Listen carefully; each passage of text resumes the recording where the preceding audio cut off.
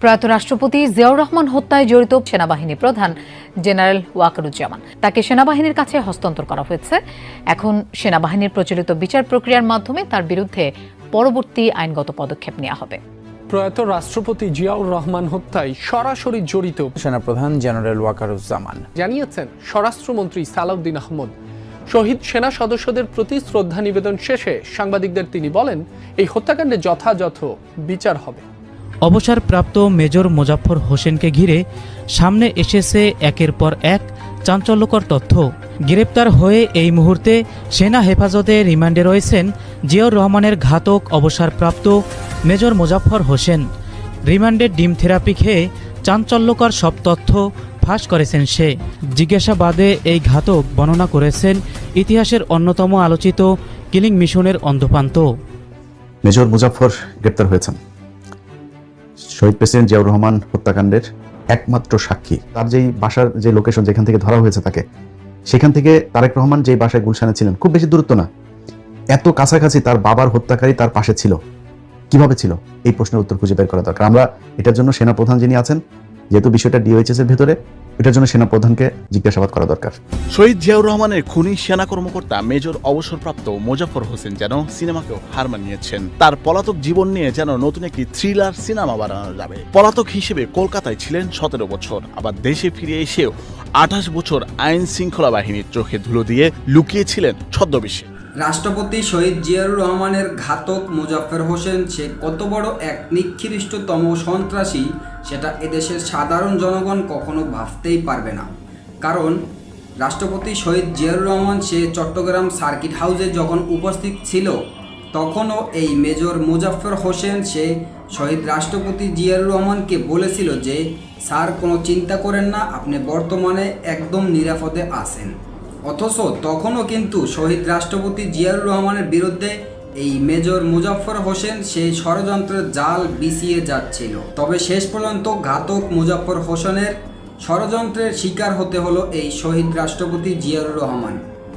শুধু তাই না, এই ঘাতক মুজাফফর হোসেন সে শহীদ জিয়াউর রহমানকে দুনিয়া থেকে শেষ করে আত্মগোপনে থেকে বর্তমান সরকার প্রধানমন্ত্রী তারেক রহমানের বিরুদ্ধেও একের পর এক ষড়যন্ত্রের জাল বিছিয়ে যাচ্ছিল। কিন্তু প্রধানমন্ত্রী তারেক রহমানের এক চালেই এই ঘাতক মুজাফফর হোসেন সে ফেঁসে গিয়েছে এবং ইতিমধ্যেই হাতে নাতে ধরা পড়েছে।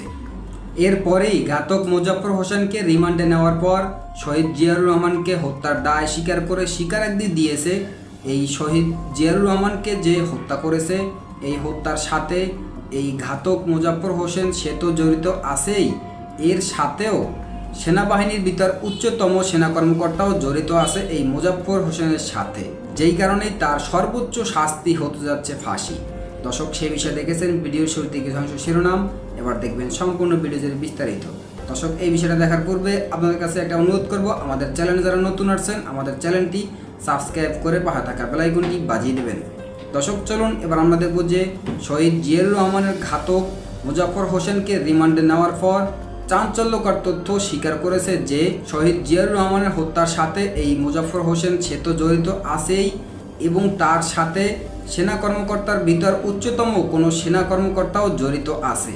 আমরা এই বিষয়টা দেখব। এই বিষয়টা দেখার পূর্বে প্রথমে একটু দেখব যে শহীদ জিয়াউর রহমানের বিরুদ্ধে ষড়যন্ত্রের জাল কিভাবে বিছিয়েছিল এবং শহীদ জিয়াউর রহমানকে নির্মমভাবে হত্যা করে সে এতদিন কিভাবে আত্মগোপনে ছিল। আমরা এই বিষয়টা প্রথমে দেখে তারপর অন্য বিষয়টা দেখব। ধৈর্য ধরে একটা লাইক দিয়ে সম্পূর্ণ ভিডিও দেখতে থাকুন এবং আপনার মতামত কি আমাদের কমেন্টে লিখতে থাকুন।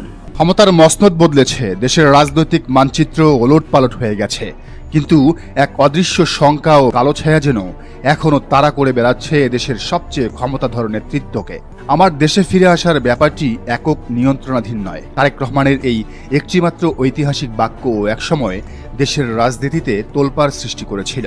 শেখ হাসিনার পতনের পরও যখন মা বেগম খালেদা জিয়াকে শয্যায় দেখতে লন্ডনী প্রবাস ছেড়ে তিনি দেশে ফিরছিলেন না, তখন চারদিকে উঠেছিল তীব্র সমালোচনা।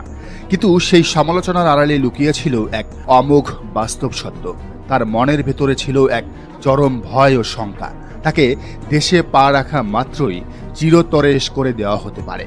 আজ 2026 সালে এসে তারেক রহমান ঠিকই স্বদেশের মাটিতে বীরের বেশে ফিরেছেন, হয়েছেন দেশের প্রধানমন্ত্রী। কিন্তু কোটি কোটি জনতার মনে আজ সবচেয়ে বড় প্রশ্ন, শঙ্কা কি আদৌ কেটে গেছে? উত্তরটা লুকিয়ে আছে সাম্প্রতিক কিছু চাঞ্চল্যকর ঘটনার ঘনঘটায়। অতি সম্প্রতি জামায়াত জোটের অন্যতম শীর্ষ নেতা এবং এলডিপির চেয়ারম্যান কর্নেল অলি আহমেদ বারবার প্রকাশ্য জনসভায় প্রধানমন্ত্রী তারেক রহমানকে চরম সতর্ক থাকার আহ্বান জানিয়েছেন। তিনি স্পষ্ট ভাষায় শঙ্কা প্রকাশ করে বলছেন, তারেক রহমানকে যে কোনো মুহূর্তে হতে পারে, এমনকি নিরাপত্তার স্বার্থে তাকে ঢাকার বাইরে কোনো জেলায় রাত যাপন করতে পর্যন্ত নিষেধ করেছেন দেশের এই প্রবীণ সামরিক এবং রাজনৈতিক ব্যক্তিত্ব। আর কর্নেল অলি আহমেদের এই বিস্ফোরক এবং হাড় হিম করা সতর্ক বার্তার ঠিক পরপরই রাজধানীর বুকে ঘটল ইতিহাসের সবচেয়ে বড় এবং নাটকীয় ঘটনা। গ্রেফতার হলেন তারেক রহমানের পিতা শহীদ রাষ্ট্রপতি জিয়াউর রহমানের উপর হওয়া সেই বর্বরচিত হামলার অন্যতম প্রধান দণ্ডপ্রাপ্ত আসামি মেজর অবসরপ্রাপ্ত মোজাফফর হোসেন। কিন্তু কেন? দীর্ঘ ৪৫ বছর ধরে যে ব্যক্তি কর্পূরের মতো বাতাসে মিলিয়েছিল, সে হুট করে এই 2026 সালে কেনই বা ঢাকার বুকে ফিরে এলো, আর কেনই বা ধরা পড়ল? ডিবির নিখুঁত তদন্ত আর আন্তর্জাতিক গোয়েন্দা সূত্র থেকে যে তথ্য এখন বেরিয়ে আসে, তা শুনলে আপনার গায়ের লোম খাড়া হয়ে যাবে। গোয়েন্দা সূত্র নিশ্চিত করেছে, দীর্ঘ 4.5 দশক ধরে পলাতক থাকা মোজাফফরের এবারের মিশন আর অন্য কিছু ছিল না। তার একমাত্র টার্গেট ছিল জিয়াউর রহমানের জ্যেষ্ঠ পুত্র এবং বর্তমান প্রধানমন্ত্রী তারেক রহমান। 1981 সালের সেই অভিশপ্ত মে মাসের পর থেকেই এই মোজাফফর ভারতীয় গোয়েন্দা সংস্থা রয়ের প্রত্যক্ষ আশ্রয়ে ওল্ড মালদা এবং কলকাতার বিভিন্ন নিরাপদ আস্তানায় ছদ্মবেশে দিন কাটাচ্ছিল। পরিচয় সম্পূর্ণ গোপন রাখতে সে নিজেকে কখনো বিপ্লব সরকার, আবার কখনো জয় ব্যানার্জি নামে পরিচয় দিত। সবচেয়ে চাঞ্চল্যকর তথ্য হলো, বিগত আওয়ামী লীগ সরকারের দীর্ঘ 15 বছরের পুরোটা সময় জুড়েই এই মোজাফফর কোনো বাধা ছাড়াই অত্যন্ত নিরাপদে বাংলাদেশের মাটিতেই অবস্থান করছিল। ফ্যাসিবাদী সরকারের গোয়েন্দা প্রোটোকল তাকে আড়াল করে রেখেছিল। কিন্তু 2024 সালের 5ই আগস্টের ছাত্র জনতার মহাবিপ্লবের পর যখন হাসিনার সাম্রাজ্য তাসের ঘরের মতো ভেঙে পড়ে, তখন সে আবারও সীমান্ত পেরিয়ে তড়িঘড়ি করে ভারতে পালিয়ে যায়। এরপর সর্বশেষ 2026 সালের মেগা নির্বাচনের সময় যখন তারেক রহমানের নেতৃত্বে নতুন সরকার গঠিত হয়, ঠিক তখনই এক গভীর আন্তর্জাতিক ষড়যন্ত্রের ব্লুপ্রিন্ট নিয়ে পুনরায় ঢাকায় ফেরে এই দুর্ধর্ষ ক্যাডার।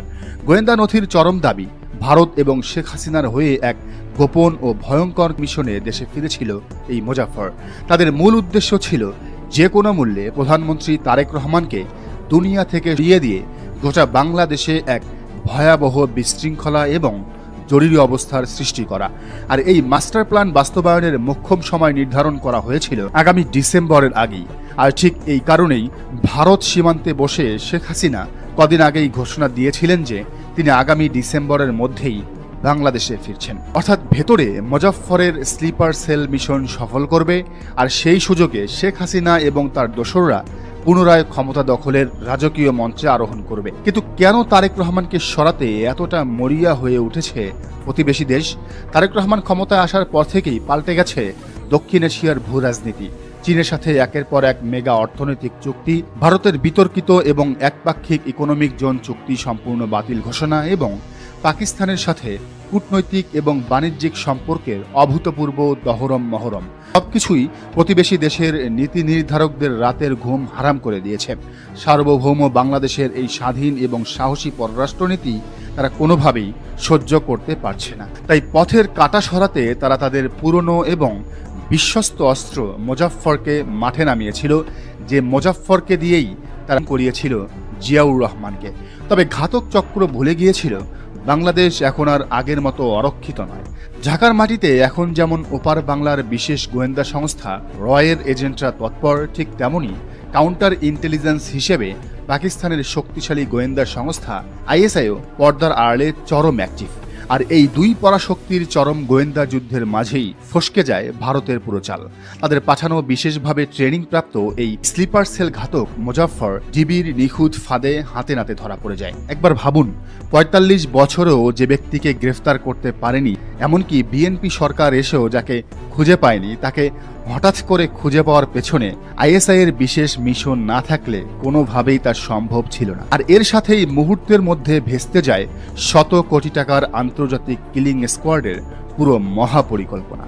প্রায় 4 যুগেরও বেশি সময় ধরে আইনের চোখ ফাঁকি দিয়ে চলা এই মোজাফফরের গ্রেফতারি কেবল তারেক রহমানের জীবন রক্ষাই করেনি, বরং খুলে দিয়েছে বাংলাদেশের ইতিহাসের সবচেয়ে বড় ও অমীমাংসিত এক অন্ধকার অধ্যায়ের তালা। 1981 সালের 30 মে চট্টগ্রামের সার্কিট হাউজে একদল উগ্র সেনা কর্মকর্তার হাতে শাহাদাত বরণ করেছিলেন তৎকালীন রাষ্ট্রপতি ও বীরুত্তম জিয়াউর রহমান। সেই বর্বরোচিত ঘটনার পরপরই সামরিক বাহিনীতে